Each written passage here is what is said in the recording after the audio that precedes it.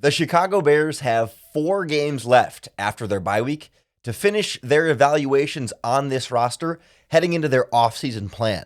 So we'll take a closer look at what the priorities should be in this final quarter of the season. You are Locked On Bears, your daily Chicago Bears podcast. Part of the Locked On Podcast Network, your team every day.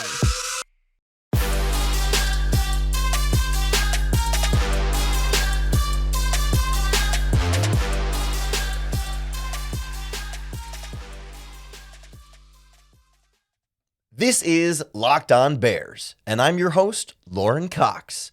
I'm here to bring you your daily, in-depth Chicago Bears news and analysis. You can follow me on Twitter at CoxSports1. You can follow the podcast on Twitter at Locked On Bears. You can like Locked On Bears on Facebook. Join the Locked On Bears Facebook group for even more Bears talk. And make sure you hit that subscribe button on the Locked On Bears YouTube channel to keep up with all of our video podcasts as well. Thanks for making Locked On Bears your first listen today, and hopefully every single day. Today's episode of Locked On Bears is presented by PrizePicks. PrizePicks is daily fantasy made easy. Pick 2 to 5 players, and if they score more or less than their PrizePicks projection, you can win 10 times your money back. First-time users can receive a 100% instant deposit match up to $100 with our promo code LOCKEDON. That's prizepicks.com, promo code LOCKEDON. On the show today, we take a look at what the Bears still need to do after their bye week. It's all about figuring out who they have and who they don't have for next year and beyond. We'll start with the defense and a couple of prominent younger players that you try and figure out, okay, are they surefire, hand them the starting job level players, or are they backups with high upside that maybe you just make a competition for them this offseason? We'll do the same thing with a couple of spots on the offensive line to try and shake out, okay, what do you have for sure and what are you a little bit less certain about with that group? And we'll wrap up with some of the guys at the skill positions not named Darnell Mooney, not named Chase Claypool, not named Cole Kmet. Can anybody prove that they belong to be here next season beyond the guys who are your clear and obvious starters at the top of the depth chart? But I want to start with the names on defense because it's something we talked a little bit about last week. You know, a guy like Jack Sanborn. Over these last 4 games, I really want to see Jack Sanborn continue the consistency we've seen thus far and also develop and grow over these 4 games. Show us even more. Not to say he needs to be a flawless, perfect player, and not that he needs to take massive leaps and bounds over a 4-game stretch, but continue positive growth and development. Not hitting that wall, not having opposing offenses really figure him out. Because up to this point, he started now 5 games and has played really, really well in these 5 games. But 5 games is not enough. 5 starts, I should say, is not enough to determine, is he your guy? Has he proven himself as a sure thing, high-end NFL starter? I'm not sure we're there yet. But I think he's done everything right up to this point. You just want to see more of it. And I think if you add 4 more games or 4 more starts, you'll get to 9 starts. And he had made a few appearances in games before that, even on defense, mostly on special teams until he made his first start. But, 9 is a lot, is another extra proof underneath that, young players like this can come out and have hot starts to their career, and you can be really excited about what they can do. And then years 2 and 3, opposing offenses now have a season of tape on them, and it becomes easier to identify their strengths and weaknesses and game plan and prepare around that a little bit more. And maybe you see teams try and throw at Jack Sanborn a little bit more. And maybe you see teams try and match up more speed against Jack Sanborn and test him out in those areas that may be less of his strength. Like, I really see his strength as being, downhill attacking, whether that's as a blitzer, whether that's trying to stop the running game, or whether that's a pass thrown short and is in front of him where he can just diagnose and attack the football. That is where he is very, very good. But last week, I threw out the Nick Kwiatkowski comparison, not because I think their skill sets are identical, but because there are similarities there in terms of a linebacker who had some moments there early in his Bears career where you're like, oh yeah, he looks good. But there were some weaknesses in there. And over time, it kind of bore out that, he's been a backup and didn't really thrive with the Raiders when he left the Bears in free agency, and that there are very real limitations there, despite how good he looks in run defense and often coming downhill.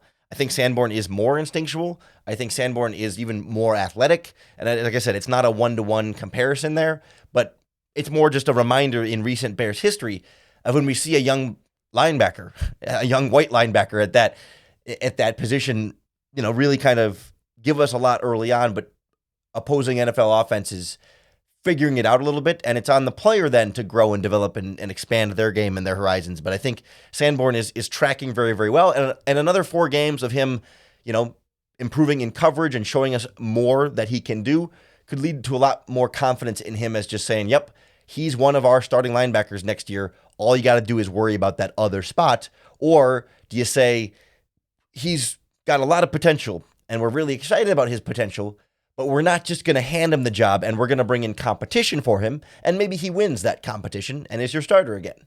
Maybe he loses that competition and you're very, very comfortable with your depth and your backup at that linebacker position. I think it's a similar question to a lesser extent with a guy like Kindle Vildor at cornerback, where he's young. He's played well at stretches this season, has played poorly in stretches this season, but if he can put together a really strong 4-game stretch after the bye week, maybe that's another guy you can think about not needing to clearly full-on replace with a bona fide starter, but maybe it's just veteran or rookie competition for him and not just a guy who's destined to be a backup moving forward. So those two are the two that really stand out the most to me defensively. Certainly a guy like Travis Gibson, a guy like Dominique Robinson, younger guys up front that you'd like to see, can they play themselves into a bigger role over these final 4 games? And of course, you'd like to just see more of Brisker and Gordon continuing to grow young in their careers. But those are less of a question about whether we're going to see them next season or how much we're going to see them next season. I do have similar questions for the young guys on this Chicago Bears offensive line. So we'll turn our attention to that side of the ball and that group up front before we step back to the skill position question marks as well next on Locked On Bears. Locked On Bears is brought to you by our friends at Turo. Turo is the world's largest car sharing marketplace. With Turo, you can book any car you want, wherever you want it, from a community of local hosts. Browse a huge selection of vehicles for just about any occasion or budget across the United States, in the UK, in Canada, and they recently added Australia for all of our listeners down under as well. You can book a spacious SUV or maybe a minivan if you're going on a family road trip. You can get a classic or a luxury car for a special event, maybe a cool birthday ride or a holiday. Or if you're just trying to get from point A to point B on a budget, you can find affordable economy cars as well. Or, you're looking to maybe purchase a vehicle, but you want to test drive that new electric car, that maybe see how it fits in your everyday life. Try before you buy. And many Turo hosts can even deliver the car right to you. Every trip is backed by liability insurance. Terms, conditions, and exclusions apply. Forget boring rental cars and find your drive at Turo.com. This episode is brought to you by Audible. Audible is releasing a new slate of football podcasts that I think you're really going to love. That's why you'll be able to find a sneak peek of Think Like a Champion, available right now as a bonus episode on Locked On Presents. Think Like a Champion is a brand new podcast from Russell Wilson and Audible. Russ is a champion on the field, but off of it, we rarely know the grind on the path to greatness. So Russell Wilson and his co-host Harry Wilson and the late Trevor Moah dig into how high-performance athletes, artists, and leaders push the boundaries of their potential. You can hear 2-time Super Bowl champion and MVP Von Miller deliver insights about performing at your highest level in moments of extreme pressure. Or you can hear NCAA champion Tim Tebow discuss how to find your unique personal mission in the world. Each episode features an interview with Olympic medalists, NFL stars, and business leaders. So head on over to Locked On Presents for a sneak peek of Think Like a Champion, or catch the full series available anywhere you get your podcasts. Available everywhere now. Audible. Get in the game. We finally saw right tackle Alex Leatherwood get in the game last week, rotating in at that right tackle spot with Riley Reiff. And I've already seen multiple people put out videos hyper-analyzing all of Alex Leatherwood's snaps. He was on the field for 10 plays. And I saw a couple of these like clickbaity YouTube videos of like Alex Leatherwood dominates in Bears debut. And it's 10 snaps of him really not doing much.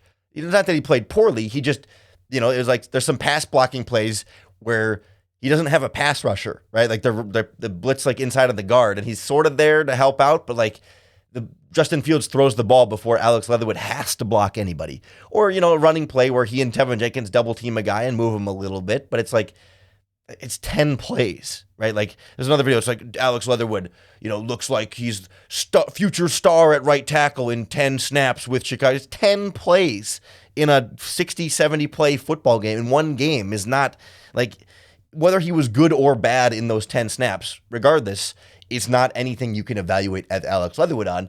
And there wasn't even a lot to actually evaluate there. And you get these sort of like Bears fanboy accounts that are they just give you the clickbait to think Leatherwood's good, and they do these breakdowns that don't really tell you anything about the player themselves. And it's just taking your views and your clicks and your listens and your watches. And I get it. That's how the game works, and I understand. But like we haven't learned anything about Alex Leatherwood other than that he's healthy and practicing well enough for the Bears to allow him to rotate in this last game with Riley Reiff.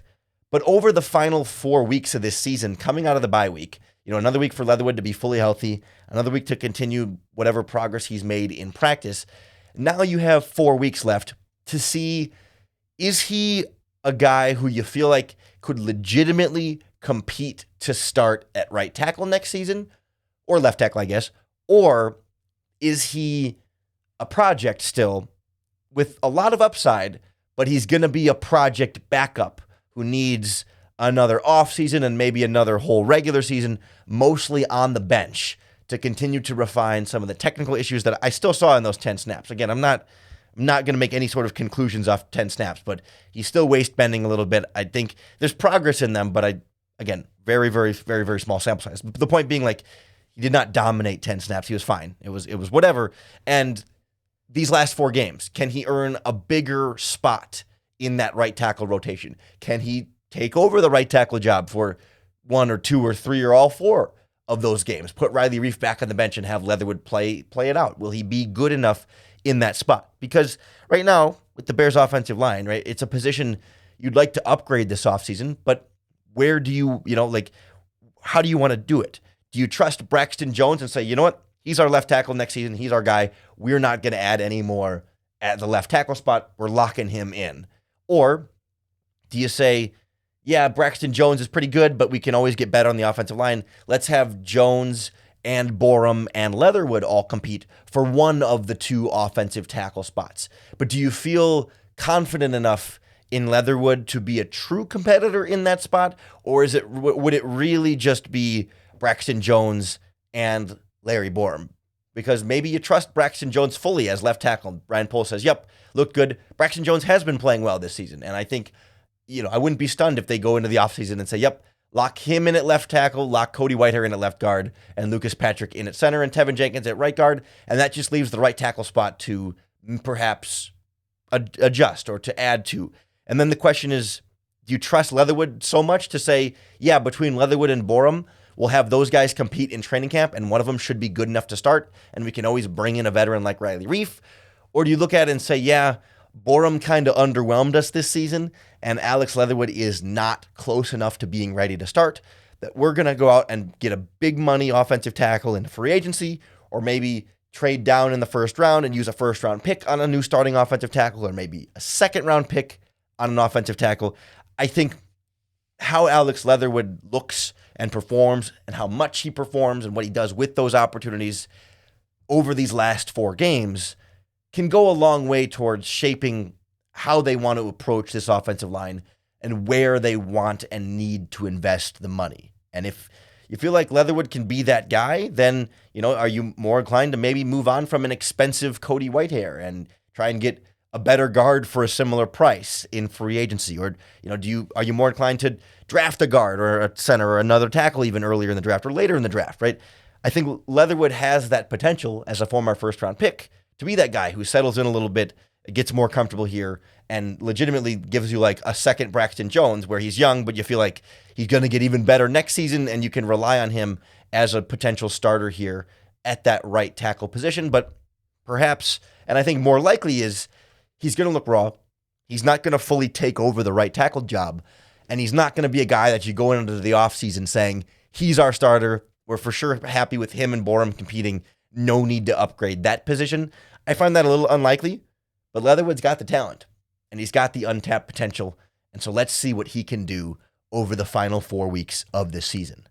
I also want to see what some of the other non-starters on offense are able to do, and who really shows this Bears regime that they belong back next season as a backup versus guys that just need to be turned over to get some better depth. We'll kind of take a look at the receivers, the tight ends, and even the backup running backs and what's at stake for them over these final 4 weeks next on Locked On Bears. The Locked On Bears podcast is presented by PrizePicks. PrizePicks is the better way to do daily fantasy sports because PrizePicks puts you in complete control. Other forms of daily fantasy, whether you win or not is dependent on, what is everyone else's lineup that you're competing with. But with PrizePicks, it's just you versus the projections available, so you decide whether you win or lose. You pick your 2 to 5 players, and if they score more or less than their PrizePicks projection, you can win up to 10 times your money on any entry. Whether it's Bears games or across the NFL, NBA, MLB, really all of professional and college sports and some really obscure sports as well, you can find it all at PrizePicks, and it's super easy to entry, just literally 60 seconds or less. Download the PrizePicks app or go to prizepicks.com to sign up and play daily fantasy sports. First-time users can receive a 100% instant deposit match up to $100 with our promo code LOCKEDON. If you deposit $100, PrizePicks will give you $100. If you deposit $50, PrizePicks will give you $50. Just don't forget to enter that promo code LOCKEDON at signup for an instant deposit match up to $100. We know, generally speaking, who the Bears starters at the skill positions are likely to be next season, right? Your top 2 receivers. Perhaps there's addition to add another top receiver, but we know Mooney and Claypool will be primary wide receivers. We know Cole Kmet will be your primary tight end, and we don't know David Montgomery or Khalil Herbert, but the Bears starting running back next season is currently under contract.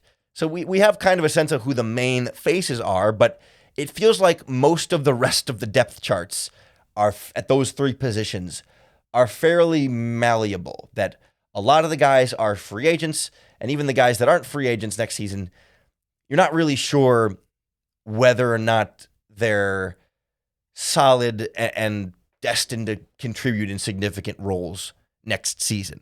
So, right, I think we have a pretty good sense of what Equanimeous St. Brown and Dante Pettis are and aren't at this point. I think we know what their floors and ceilings look like in this Bears offense, and that generally you don't want them to be regularly on the field. That those are number 4/number 5/number 6 wide receivers at best. But we don't know exactly where Byron Pringle is on this depth chart or on this future depth chart, right? Like, I don't think we've seen enough of Byron Pringle to say definitively, like, yeah, bring him back. He's a dynamic, high upside player that can be a playmaker in this Bears offense.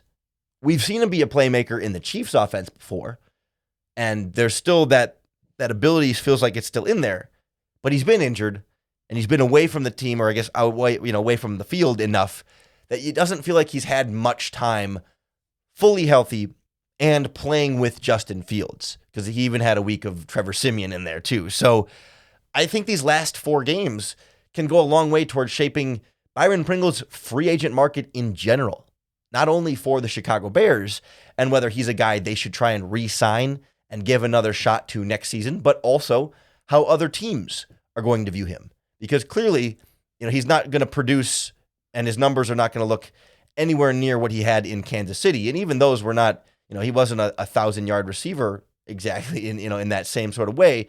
But, can he put together a few more catches, right? I mean, he's got 5 catches for 57 yards this season. He's been a 40-catch, 550-yard guy in Kansas City the previous season. But that was kind of his one big flash year. He's not going to get there with the Bears right now. But over these last 4 games, can he look more like 2021 Byron Pringle? Or will he look more like 2019, 2020 Byron Pringle that was a 160-yard guy and farther down on that Chiefs depth chart? If you can show the Bears some things, he's a guy you bring back as a number 3 or maybe number 4, right? Behind Claypool and Mooney, if he can kind of get back to what we kind of expected from Pringle this season, yeah, wouldn't be opposed to it. Would also like to see Velus Jones try and prove that he can be a number 3 type guy. Because right now he's a number 5, number 6 who's struggling to get on the field with the offense. And, N'Keal Harry's in a similar boat as Byron Pringle. Been hurt, been away from the team, kind of underachieving. Can he use these last 4 weeks to show either the Bears or the next roster that he's still worth keeping around and giving another shot to? But I think wide receivers where it's most interesting, but it extends beyond that. The backup tight ends, Ryan Griffin, Trevin Wesco, neither one has been like explosive, wowing you type players, but can a decent number 3 type tight end, pretty good blocker who can catch the ball when you throw it to him, but he's not going to get open and he's not going to run away from anybody or break a bunch of tackles. If some of those guys can flash a little bit more, they can prove to you that, yeah, they should be back next season. And if they don't, maybe you look for better help, better depth behind Cole Kmet at tight end. And even with running back, right? I want to see what Treston Ebner can do with 4 more games. Can he look more reliable and useful?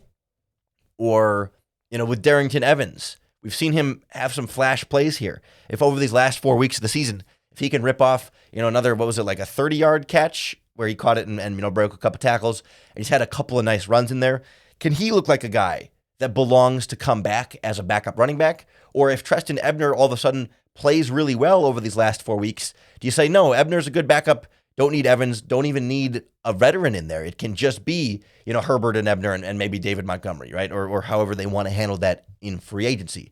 Can either of those running backs give you enough confidence in them to say, yeah, this is a guy who's going to be part of the backfield rotation next season? Or will you go into this offseason saying, yeah, you're going to need some kind of better backup to mix in behind Montgomery and Herbert at the running back group? Because now we've seen both Montgomery and Herbert at different times have not season-ending level, I guess sort of season-disrupting injuries, but not always like, torn ACL level stuff. But they both missed games this season and over the last couple of seasons for Montgomery. So you're going to need some running back depth. There are going to be times when Evans and Ebner are going to have to be on the field. And like I said, Evans is kind of showing the flashes right now, but can Ebner change the math on that? Or will Ebner look like a 6th-round pick that, might not make it to year 2 in Chicago? Might be a training camp cut. Might be somebody who doesn't make that 53-man roster in his second season, and then you need a Darrington Evans or another type of running back in there to have more depth at that spot. So these 4 games, I think, have a lot that can still be earned. I don't want to say proven, but certainly still more to be earned from some key players on both sides of the ball.